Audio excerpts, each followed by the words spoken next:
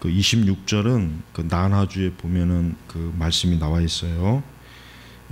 킹 제임스도 그렇고 26절이 사실은 들어가야 돼요. 들어가야 되는데 바른 성경도 아쉬운 게 뭐냐면 이런 빠진 구절들을 좀 집어넣어야 되는데 선뜻 이거를 집어넣지 못하고 있는 게 굉장히 아쉽습니다. 근데 킹 제임스 번역서에 보면은 그러나 너희가 만일 용서하지 아니하면 하늘에 계신 너희 아버지께서도 너희의 범법을 용서하지 아니하시리라 하시니라. 26절이 좀 이렇게 들어가 있는 게 그게 더 성경 번역이 더 올바른 것입니다.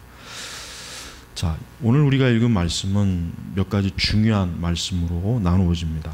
먼저 중점적인 말씀은 기도에 관한 말씀이고, 그 다음에 그 기도하는 사람이 어떠한 기도의 심령을 가져야 되는지 그것을 예수님은 지금 지적하고 있습니다. 자, 그 전에 예수님께서는 베드로가 무화과나무가 말랐다고 하는 그것을 베드로가 이제 생각이 나서 얘기했을 때 예수님께서 하신 말씀이 뭐냐면, 이게 하신 말씀이 오늘 말씀에 보면은 예수님 말씀을 좀 우리가 특별히 좀 봐야 됩니다. 뭐냐면 예수께서 그들에게 대답하여 말씀하셨다. 하나님을 믿어라 했습니다. 하나님을 믿어라. 그러면은 지금 이 말씀의 의미가 뭡니까? 예수님께서 왜 베드로에게 하나님을 믿어라 하는 이 말씀의 의미가 무엇입니까? 베드로가 하나님을 믿지 않아서 이 말씀을 한 게 아니라 뭡니까? 하나님께서 하시는 일을 믿어라는 그 얘기죠. 베드로가 하나님을 안 믿어서 예수님이 이 말씀을 한 것이 아니라 뭡니까? 예수님께서 그 전날에 무화과나무를 저주했단 말이에요. 근데 그 다음날 아침 일찍에 이제 예수님과 제자들이 지나가는데 베드로가 그 무화과나무를 언뜻 보니까 진짜 보니까 뿌리로부터 말라진 거예요. 말랐어요. 그러니까 베드로가 생각이 나서 예수님, 정말 예수님께서 저주하신 대로 이 무화과나무가 말랐습니다. 그러니까 예수님께서 하신 말씀이 뭐냐면 하나님께서 하시는 일을 믿어라. 지금 이 얘기를 하는 거예요. 그러니까 베드로가 하나님의 존재나 하나님의 그 실존, 하나님의 그 살아계신 그것을 베드로가 안 믿어서 하나님을 믿으라 한 것이 아니라 하나님이 하시는 일을 믿어라, 이것입니다. 오늘 이것은 우리 성도들에게도 중요합니다. 그리스도인들이 하나님을 안 믿는 사람이 없죠. 정상적인 그리스도인 치고 하나님이 살아계시다, 또 하나님이 역사하신다, 하나님이 존재하신다는 것을 의심하는 사람이 어디 있습니까? 그러는 문제는 그것이 문제가 아니라 실제로 하나님이 하시는 일은 좀처럼 어때요? 우리 그리스도인들에게 굉장히 어려운 문제예요.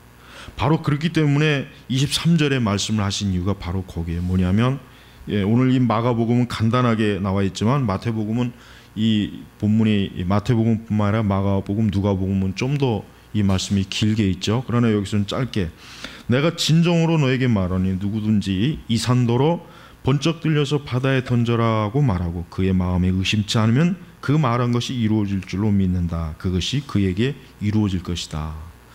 자, 지금 보통 이 말씀을 설교하고 해석할 때 어디에다 중점을 두냐면 하나님을 믿는 사람에게 보통 중점을 둬서 설교를 해요. 그러니까 태산 같은 믿음이 있어야 된다. 너희가 태산 같은 믿음을 가지고 있으면은 이 산이 들려서 번쩍 들려서 바다에 던질 정도로 하나님이 역사한다. 그러니까 믿는 사람에게 강조를 두지만 사실 예수님이 하신 의도는 뭐냐면 하나님의 전능하신 능력, 하나님의 능력을 사실은 강조하기 위해서 하신 말씀이에요. 그러니까 여러분, 자, 예수님이 하신 말씀은 이 산더러 번쩍 들려서 바다에 던져져라. 이 말은 뭐냐면 관용구예요. 관용. 진짜로 예수님이 산을 번쩍 들어가고 바닷속에다 쳐넣어라, 지금 이 얘기가 아니라 뭡니까?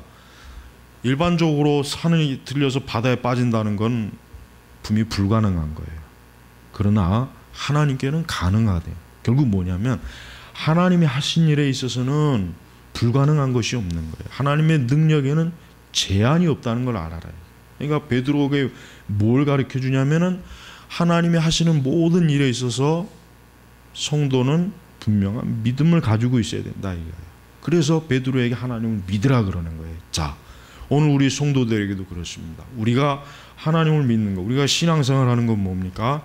하나님이 하시는 일을 믿어야 하는 거예요.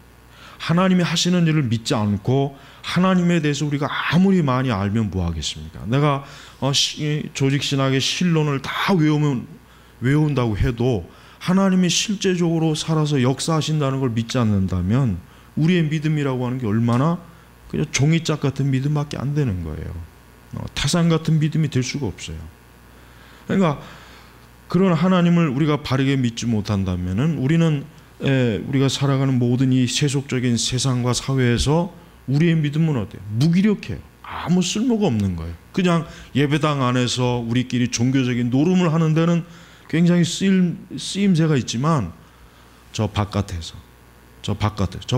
얼마나 어때요? 태산 같은 문제가 많잖아요. 이 산이라고 하는 건 거대하잖아요. 예? 이 산이라고 하는 것은 큰 장애물이거든요. 한편으로. 그러니까 우리가 저 세속적인 사회 또 다원주의적인 사회, 오늘 우리 이 시대같이 포스트 모더니적인 사회, 어떤 절대성을 부인하는 이 세상, 어떤 하나님의 말씀에 정면으로 거부하는 그 죄와 악을 허용하는 이 세대에서 우리 성도들이 살아가려면 어떻게 되겠습니까? 그 산과 같은 죄악된 것 같은 것을 능히 그것을 감당할 수 있는 믿음이 있어야지. 우리가 세속적인 사회나 그런 세상에서 우리 앞에 큰 장애물과 산이 있다고 해서 거기서 펄썩 주저앉아갖고 아유 이건 뭐 하나님 믿어봐야 될 일도 아니고 이건 뭐 하나님이 정말 살아계실까 역사하실까 하나님이 정말 죄와 악을 심판하실까. 그러니까 하나님에 대한 분명한 믿음이 없다면은 우리가 아무리 하나님을 많이 찬송하고 예배를 열심히 드리고 우리가 교회 안에서 아무리 여러 가지 우리의 신앙적인 활동을 해도 사실은 별로 그렇게 쓸모가 없는 거예요. 그래서 베드로에게 하나님을 그래서 믿어라 그러니까 사실은 베드로는 예수님께서 그 전날에 무화과 나무를 저주하실 때 베드로는 아마도 그냥 예수님께서 그냥 저 무화과 나무 때문에 불쾌해서 화가 나서 그냥 저주를 내렸나 보다 이렇게 생각을 했던 게 분명히 그랬을 거예요. 근데 진짜 생각이 나서 무화과 나무를 보니까 정말 이게 뿌리부터 마른 거예요. 그러니까 놀란 거죠. 그래서 예수님한테 예수님 진짜 이게 말랐네요. 정말 무화과 나무가 저주하니까 말랐네요. 베드로가 사실은 전혀 기대하지 않았는데 그걸 보고 놀란 거예요. 그래요. 여러분 우리가 창세기부터 계시록까지 우리가 성경을 읽어보면은 사실 하나님의 그 역사하심이 얼마나 많이 나옵니까? 굉장히 무수하게 나오죠. 근데 우리는 성경을 읽거나 그 성경 말씀을 들으면서도 그거는 그냥 성경에 있는 말씀, 성경에 있는 얘기, 그냥 우리 교회 안에서나 그저 얘기할 수 있는 것, 우리가 자칫하면 그렇게 돼요. 그러니까 우리의 믿음이 한정적이 되는 거예요. 그러니까 실제로 정말 이 세상에서는 우리 믿음이 전혀 역사하지 못하는 거예요. 그렇게 된다면은 이거는 정말 심각한 거예요. 사실은 그것은 실제적인 무신론이나 마찬가지예요. 그러니까 실제적인 무신론이에요. 아무리 종교적인 고백과 신조를 잘 알고 고백하고 외운다고 해도 우리가 사도신경의 제일 첫 번째가 뭡니까? 전능하신 하나님을 내가 믿사오며. 근데 우리 실제로는 정말 전능하신 하나님을 믿지 않거든요, 사실은. 왜? 우리 앞에 어떤 산이 보이면 벌써 거기에서 우리는 그냥 돌아가잖아요. 그 산을 정말 믿음으로 들어서 바다로 내전, 즉 하나님의 전능하신 역사와 활동과 능력을 우리는 그것을 보기보다는, 그것을 믿기보다는 그 산이 있으면 피해 돌아가는 걸 택하지 않습니까? 그러니까 하나님을 좀 더 담대하게 믿을 수 있는 길보다는 하나님을 좀 덜 믿을 수 있는 길, 그걸 지금 우리는 택하는 거예요. 그러면서 예수님이 하시는 말씀이 뭡니까? 24절에 중요합니다. 그러므로 내가 너희에게 말한다. 너희가 기도하고 구하는 것은 무엇이든지 너희가 받을 줄로 믿어라. 그러면 너희에게 이룰 것이다. 예수님께서 바로 믿음 이후에 뭘 얘기하십니까? 이제 기도에 관한 것을 예수님이 지금 다루시는 거예요. 기도. 예수님은 가장 간단하게 지금 설명합니다. 쉽게 얘기하면은 너가 구하는 것을 믿으면 그것은 이루어질 것이다 이거예요. 너가 구하는 것을 이루면. 우리는 이 말씀을 지나치게 복잡하게 해석할 필요가 없어요. 이 말씀을 지나치게 또 철학적으로 해석할 필요가 없습니다. 여기 어떤 다른 이론이나 어떤 개념을 집어넣을 필요가 없어요. 우리는 하나님의 이 말씀을 최대한 간략하게 봐야 돼요. 예수님 하신 말씀 뭡니까? 너희가 기도하고 구하는 것은, 우리는 항상 기도하죠. 기도하면서 하나님 앞에 구하잖아요. 우리는 무엇이든지 하나님 앞에 구해요. 우리의 직장을 놓고도 기도하고, 결혼을 놓고도 기도하고, 또 우리 앞에 닥친 어떤 환난과 또 어떤 갑작스러운 일 때문에 기도하고, 하나님 앞에 도움을 구하고, 하나님께 어떤 개입해 주시도록 요청합니다. 구하는 거예요. 근데 우리가 그러나 그렇게 구하기는 했지만, 그러나 그것이 실제로 이루어질 것을 전혀 믿지 않고 전혀 하나님 앞에 기대하지 않는 것은, 그것은 뭡니까? 오늘 이 말씀에 사실은 불순종하는 거예요. 예수님은 그렇게 하지 말고 무엇인지 너희가 받은 줄로 믿어라. 그러니까 받을 것을 믿어라가 아니라 뭡니까? 예수님은 받은 줄로 믿어라. 받은 줄로. 이 말씀을 가장 정확하게 보여줄 수 있는 신앙인물이 누구냐면 조지 물러예요.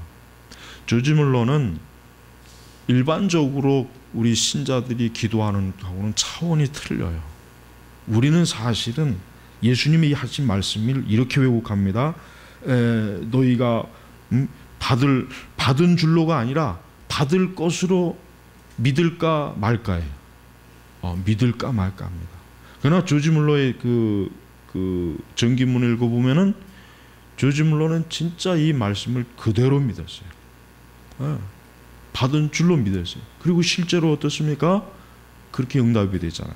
가장 흔한 물러의 그 예화가 뭡니까? 그 고아원을 운영하는데 먹을 게 없어요. 그래서 아이들을 다 불러놓고 하나님 앞에 먹을 것을 구하니까 어때요? 어떠한 사람이 우유하고 빵을 그 장사하는 사람이 그만 그게 어떻게 돼서 그냥 이 고아원으로 가져왔다고 바로 그 기도가 끝나자마자 아이들에게 그 빵과 우유를 먹이는 그런 얘기가 바로 나오잖아요. 그런 일들이 조지 물러에게는 사실 너무 흔했어요. 너무 흔하니까 조지 물러는 하나님께 기도 응답 받는 게 그냥 신기한 게 전혀 그냥 너무나 자연스러운 거예요. 근데 우리는 사실 기도 응답 받는 게 신기하잖아요.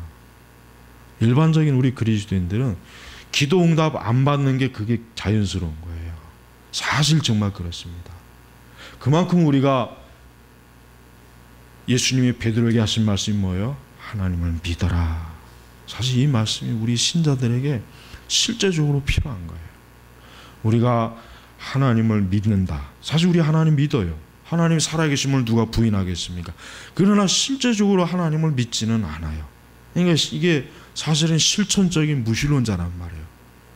하나님이 없다 하는 무신론자들도 문제지만 하나님 믿습니다 하면서 그러나 하나님이 실제로 우리와 직접적으로 하나님의 역사하는 것을 믿지는 않는 그런 신자들이 사실 교회 안에 거의 절대 다수입니다. 오히려 극히 일부만이 정말 주의 말씀을 믿는 사람들이에요. 그래서 여러분 우리가 기도할 때는 기도의 훈련을 할 때는 오늘 이와 같은 이 말씀을 가지고 너희가 기도하고 구하는 것은 무엇인지 너희가 받은 줄로 믿어라 하는 이 말씀을 붙잡고 이 하나님의 살아계신 말씀을 붙잡고 어때요? 하나님을 믿는 그러한 믿음의 그런 기도의 훈련을 사실은 우리가 가져야 되는 것입니다. 우리는 그래서 항상 하나님 앞에 믿음을 가지고 기도해야 그럴 때 하나님께서 어떻게 합니까? 하나님에 대한 그 믿음으로 하나님의 살아계심이 나타나고 보여지는 것이에요. 그래서 성도는 하나님을 믿는 사람입니다. 그러나 그 하나님을 믿는다고 할 때 나는 하나님 믿습니다 할 때 뭡니까? 하나님이 실제적으로 살아계셔서 나와 함께 하시고 나를 구체적으로 인도하시고 내 모든 기도에 응답해 주시고 또 하나님은 이 세상과 모든 것들을 주권적으로 통치하시고 다스리시는 분을 믿는 거예요. 그게 진짜 하나님을 믿는 거예요. 하나님은 오늘 우리가 성도들이 그렇게 하나님을 믿기를 원하십니다. 세상은 하나님을 믿지 않아요. 이 세상의 근본적인 죄가 뭡니까? 하나님을 믿지 않는 거예요. 이 세상의 근본적인 가장 큰 죄는 뭐냐? 하나님을 믿지 않는 것입니다. 하나님을 믿지 않는 것. 그러나 우리 성도는 하나님을 믿는 사람입니다. 그렇다면 우리가 하나님을 믿는 것을 세상 사람들은 볼 줄 알아야 돼요. 봐야 됩니다. 그래야 그들이 우리의 믿음은 환상이 아니구나, 꾸며낸 것이 아니구나, 하나의 정신적, 종교적, 감정적 쇼가 아니구나 하는 것을 그들이 알 수 있는 거예요. 하지만 우리 앞에 어떠한 산이 있을 때 우리가 그것을 믿음으로, 하나님의 진리의 말씀과 믿음으로 그걸 부딪히지 않는다면 우리는 그냥 겁쟁이밖에 안 되는 거예요. 그냥 우리는 맨날 그저 종이칼 가지고 그저 아이들이 골목에서 전쟁 놀이하는 수준밖에는 안 되는 거예요. 그러니까 그런 정도의 기독교는 세상에서는 아무 쓸모도 없고 무시를 당하고 비웃음만 당할 뿐이에요. 그래서 여러분, 우리가 하나님을 믿되 담대한 믿음을 가지고 하나님을 믿어야 됩니다. 하나님 믿지 않는 것은 그건 죄입니다. 모든 죄의 뿌리는 불신앙이에요. 모든 죄의 뿌리는 불신앙이에요. 성경 전체적으로 우리가 죄는 뭐냐? 하나님을 믿지 않는 거예요. 거기서부터 모든 죄는 다 나오게 돼 있어요. 아담과 하와가 하나님 말씀보단 뱀의 말을 믿었잖아요. 그러니까 하나님 믿지 않은 거예요. 하나님에 대한 불신앙이에요. 그러니까 거기서부터 죄가 나오는 것입니다. 그러니까 신자들도 철저하게 하나님을 믿어야 됩니다. 그래서 의인은 믿음으로 말미암아 살리라 그랬죠. 의인은 믿음으로 말미암아 살리라. 예. 거룩한 성도들은 그리스도를 믿음으로 사는 거예요. 그의 영혼도 구원받는 것이고 믿음으로 어떻습니까? 그는 살아갈 수가 있는 거예요. 그래서 신자는 이 세상에서 오직 하나님에 대한 절대적인 믿음으로 살아가는 사람이 신자입니다. 우리는 그게 절대적이 되어야 됩니다. 그것이 절대적이 되지 못한다면 우리의 신앙과 종교라고 하는 것은 그저 많은 것 중에 하나밖에 안 되는, 그저 많은 선택사항 중에 하나밖에 안 되는, 별로 그렇게 가치가 없는 그 정도밖에 안 되는 것입니다. 그래서 예수님이 한 가지 중요한 것을 말씀하십니다. 뭐냐면 너희가 서서 기도할 때, 유대인들은 전통적으로 기도를 어떻게 합니까? 서서 기도해요. 서서. 유대인들은 무릎을 꿇고 기도하지 않습니다. 앉아서 기도하지 않아요. 유대인들은 서서 기도합니다. 서서. 그러니까 여러분, 그 예루살렘 통곡의 벽 앞에 보면은 유대인들이 서서 기도하잖아요. 서서 그 벽 앞에서 막 그냥 고개를 앞으로 수그리고 거기다 기도하는 거예요. 그게 전통적인 기도 방식이에요. 유대인들. 그러니까 너희가 서서 기도할 때에 너희가 어떤 이에 대해 적대 관계에 있다면 용서해라. 그래야 하늘에 계신 너희 아버지께서도 너희 잘못을 용서해 줄 것이다. 그러면서 26절에 그러나 너희가 만일 용서하지 아니하면 하늘에 계신 너희 아버지께서도 너희 본법을 용서하지 아니하시리라 하시니라. 왜 예수님께서 24절에 기도에 대한 강한 확신과 믿음을 요청하시고 난 다음에 왜 갑자기 용서에 관한 말씀을 하신 이유가 뭐냐면 우리의 기도의 응답의 방해가 용서하지 않은 것, 이것이 큰 장애물이라고 하는 걸 알려주는 거예요. 즉 우리 안에 누군가를 미워하거나 누군가에 대한 증오심과 또 사랑하지 않은 것과 그런 악한 마음이 있을 때 우리의 기도는 어때요? 하나님께서 응답하지 않는, 하나님 그 보좌에 기도가 어때요? 올라가지 않는 거예요. 이걸 예수님이 중요하게 지적하시는 거예요. 여러분, 우리가 기도를 많이 해야 된다, 기도를 열심히 해야 된다, 믿음으로 기도해야 된다, 우리의 기도가 강해야 된다 하는 것도 중요하겠지만 기도를 어떠한 마음을 가지고 해야 되는가가 더 중요한 거예요. 전통적으로 지금 이 말씀이 뭐냐면 유대인들이 열심히 기도하기는 하지만 그 마음에 증오심이 있었어요. 어떠한 증오심이 있었냐? 이방인에 대한 증오심이 있었고 또 또 누군가와 원수와 적대 관계를 맺으면서 하나님 앞에 열심히 기도를 했던 거예요. 그러니까 예수님이 그것을 보시고 그와 같이 기도하면 응답이 없다 이거예요. 그와 같이 기도하면. 왜 그렇습니까? 우리 자신이 하나님께로부터 어떤 사람이니까 용서받은 사람이에요. 우리의 모든 죄가 그리스도의 십자가에서 용서받은 거예요. 그러니까 우리는 하나님께 용서를 받고 하나님의 자비와 긍휼을 혜택을 입은 사람인데 마땅히 우리도 다른 누군가에게 긍휼과 자비를 베풀어야 될 그러한 사람이라는 거예요. 근데 그렇게 하지 않는다면 우리가 과연 하나님께로부터 받은 은혜를 얼마만큼 우리가 제대로 누리고 있는가, 그것을 지금 여기서 보는 것입니다. 예수님은 제자들이 열심히 하나님을 믿으면서 기도하기를 요청했어요. 그러나 중요한 것 뭡니까? 사랑이 없는 기도는 하지를 말아라 이게. 사랑이 없는 기도. 그래서 너희가 어떤 이에 대해 적대관계에 있다면, 적대관계에 있다면, 그러니까 적대관계라고 하는 게 뭐겠어요? 증오하고 미워하고 싸우고 다투는 거겠죠.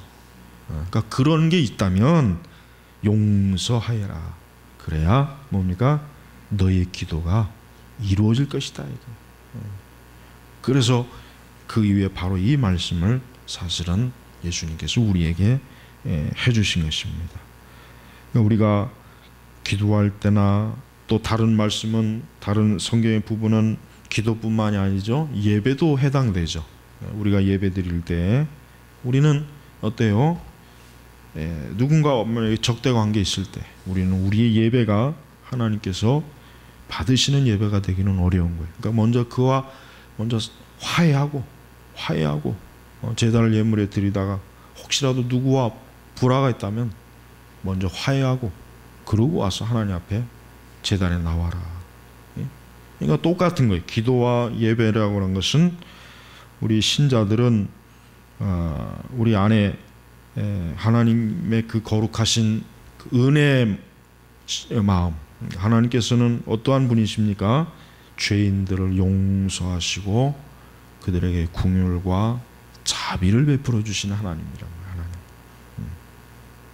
그러니까 하나님 믿는 사람들은 바로 하나님의 그 것을 그대로 본받아서 하나님께 기도도 하고 예배를 드리라고 하는 것이에요. 오늘 우리에게 주신 이 말씀은 사실 여러 가지로 짧은 말씀이지만 중요합니다. 그것은 우리가 하나님에 대한 기도의 중요성, 그리고 기도를 할 때 우리가 하나님에 대한 그 믿음의 중요성. 우리의 기도를 보장하시는 분이 누굽니까? 그건 하나님이세요. 우리가 기도를 열심히 한다고 해서 기도가 보장되는 건 아니에요. 그러니까 내가 기도를 열심히 한다고 해서 기도가 응답되는 거 아니라 그 기도를 응답하시는 분은 누굽니까? 기도를 응답하시는 분은 하나님이십니다. 그래서 우리는 하나님을 믿으면서 기도해야 돼요. 하나님을 믿지 않으면서 기도하는 것은 하나님 앞에 죄를 짓는 것이, 죄를 짓는 거예요. 그래서 베드로에게 하나님을 믿어라 하는 이 말씀이 우리에게 오늘 가장 중요한 말씀입니다. 하나님을 믿어라. 세상의 모든 사람들이 사실은 하나님을 믿어야 되는데 하나님 믿지 않는 사람이 절대 다수죠. 절대 다수입니다. 하나님을 믿지 않는 사람이 절대 다수입니다. 그런 사람들에게 무엇이 있습니까? 21절에 보니까 랍비께서 저주하신 이 저주, 이 무화과 나무에게 예수님께서 저주를 내렸죠. 여러분, 이 저주의 개념을 우리가 잘 알아야 돼요. 지금 시대 교회는 이 저주라는 말을 잘 안 쓰죠. 하나님이 저주했다. 마치 이 저주를 기독교와는 전혀 상관없는 용어로 알고 있는데 그렇지 않습니다. 하나님은 분명히 저주하시는 분이에요. 누구에게? 하나님을 믿지 않는 자에게 저주합니다. 불신앙자에게 저주하는 거예요. 지금 예수 그리스도를 믿지 않는 사람은 자기가 하나님께 저주받고 있다고 하는 것을 알아야 돼요. 하나님의 저주는 무서운 거예요. 무화과 나무 보십시오. 뿌리채부터 어때요? 나무가 뿌리로부터 말랐어요. 이게 저주가 무서운 거예요. 사람이 하나님께 저주받는 건 뭡니까? 그게 뿌리부터 썩는 거예요. 두려운 것이에요. 그러니까 하나님께 저주받는다는 걸 알아야 돼요. 불신앙자들은 자기들이 하나님께 지금 저주받고 있다는 걸 몰라요. 하나님께 저주받고 있다는 걸 제대로 안다면 그들은 단 한순간도 편안하게 밥을 먹을 수도 없고 잠을 잘 수도 없고 직장에 다닐 수도 없습니다. 언제 그 저주가 떨어질지 몰라서 벌벌벌 떨. 그러니까 이 하나님의 저주는 분명히 있어요. 사람은 그 죄가 극심하고 악하면 하나님의 저주를 받아요. 그건 틀림없는 사실이에요. 우린 이거를 분명하게 얘기해야 돼요. 하나님 믿지 않고 하나님에게 계속해서 하나님을 대적하고 하나님 말씀에 따르지 아니하고 악을 계속 추구하는 자들은 뭡니까? 악인에게는 하나님의 저주가 있다는 말씀이 성경에 얼마나 많이 있어요. 잠언서에도 있죠. 시편에도 있죠. 그러니까 하나님께 저주받는다고 하는 개념은 기독교에 분명히 있는 심판의 개념이죠. 그래서 우리는 이 하나님께로부터 저주받는다는 게 이렇게 무서운 거라는 걸 우리가 알아야 돼요. 지금 이 시대는 이 하나님의 저주라는 말을 안 쓰죠. 거의 안 써요. 거의 안 써요. 그러니까 그것은 아주 잘못된 거예요. 왜? 예수님께서 당신이 무화과나무 잎에 저주를 내리고 또 계시록에 보니까 뭡니까? 사단과 악인들에게 영원한 저주를 내렸잖아요. 또 바울은 뭐라 그랬어요? 주 예수 그리스도를 사랑하지 않는 모든 자에게 하나님의 저주가 있다고 그랬어요. 또 누구한테 저주가 있습니까? 다른 복음을 전하는 자들, 하나님 말씀을 왜곡하는 자들에게 저주가 있다고 그랬어요. 바울이 분명히 쓴 거예요. 근데 오늘 이 시대는 그 저주받을 놈들이 얼마나 많은지 몰라요. 교회 안에 굉장히 많아요. 이 저주받을 놈들이. 이 저주받을 목사, 신학 교수들 굉장히 많습니다. 그런 것들은 자기들이 하나님께 저주받을 짓을 하고 있는지를 지금 모르고 지금 아주 뻔뻔스럽게 마치 자신들이 하나님의 진정한 종인 양 처신하고 다니잖아요. 그럼 우리는 분명히 알아야 돼요. 하나님의 진리와 하나님의 말씀, 진리를 대적하고 하나님의 말씀을 왜곡하며 하나님의 거룩한 영광을 대적하는 자들은 저주받습니다. 그건 무서운 거예요. 천주교와 손을 잡는 자들, 종교 다원주의자들, 이 WCC를 지지하는 자들, 이방 종교에 호의적으로 기대는 자들, 또 이방 종교적인 그러한 것들을 교회 안으로 끌어들이는 자들, 무엇보다도 이 조엘 오스틴 같은 다른 복음을 전하는 자들, 빌리 그레함 같이 천주교에도 구원이 있다고 그러고 예수님 안 믿는 사람들에게도 결국은 다 구원했을 거다. 그건 다 저주받을 자들이에요. 우리는 절대로 그 사람들이 그래도 하나님 일을 많이 했는데 하나님이 저주하시겠는가, 그런 순진한 생각을 가지면 안 돼요. 하여튼 볼 것도 없어요. 하나님 말씀에 위배되고 거짓된 짓을 하는 자들은 자기들이 하나님께 저주받는 짓을 하고 있다는 걸 깨닫고 빨리 회개하고 돌아오지 않는 한 다른 길이 없습니다. 다른 길이 없는 거예요. 지금 이 시대 교회 안에는 하나님께 저주받을 자들이 굉장히 많아요. 아주 무수하게 많습니다. 무수하게. 백석교단의 설립자가 그랬죠. WCC 참여하는 거 전혀 부끄러움이 없다고. 참 도저히 이해가 안 가. 이해가. 그러니까 지금 이렇게 하나님의 말씀에 분명히 걸리는데도 불구하고 지금은 참 아주 뻔뻔한 세상이 됐어요. 그러니까 지금 시대는 보면은 하나님의 말씀을 왜곡하고 그 말씀을 거역하는 자들이 더 고개를 높이 들고 아주 자신만만하게 행사하는 시대. 지금 시대는 그런 시대입니다. 그들이 더 지금 아주 득세하는 시대란 말이에요. 그러니까 우리가 이 시대를 명확하게 꿰뚫어 봐야 돼요. 저런 자들이 저렇게 악인이 득세하는 것은 하나님께 저주받은 거예요. 이 세상 자체가. 의인이 하나님께로부터, 그러니까 의인이 흥왕해야 되는데 악인이 흥왕하잖아요. 악인이. 그러니까 이 세상 자체가 지금 저주받고 있는 거예요. 하나님의 저주가 분명히 있다는 것을 우리가 알고, 우리 성도들은 자기 자신이 철저하게 말씀에서 벗어나지 않도록 주의해야 돼요. 그러려면 어떻게 되겠습니까? 말씀의 진리를 잘 알아야죠. 잘 배워야죠. 옳고 그른 것을 분별해야죠. 무엇이 진짜 성령의 역사고 악령의 역사인지 분별할 수 있어야죠. 그냥 순진하게 좋으면 좋다는 식으로 머리 들면 그거는 어리석은 거예요. 미련한 거예요. 근데 그런 것들을 싫어하는 시대란 말이에요. 지금 비판하고 분별하는 거를 아주 그냥 무슨 엄청난 그게 진짜 무슨 저주받을 죄처럼 막 오히려 달려드는 시대란 말이에요. 그러니까 여러분, 하나님 앞에서 항상 우리 자신이 어떠한 사람이 되어야 하는지를 오늘 말씀을 전반적으로 잘 명심하시기를 바랍니다. 기도하겠습니다. 하나님 아버지, 감사합니다.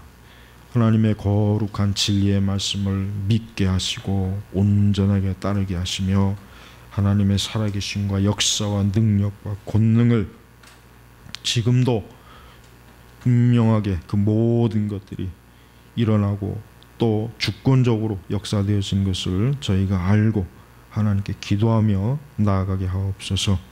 우리 온 교우들이 항상 그리스도를 믿되 말씀 그대로 믿을 수 있는 믿음을 주시옵소서. 기도할 때나 예배 드릴 때나 항상 하나님의 말씀을 믿으며 하나님을 붙잡고 나아가게 하옵소서. 감사하며 우리 주 예수님의 이름으로 기도 올렸습니다. 아멘.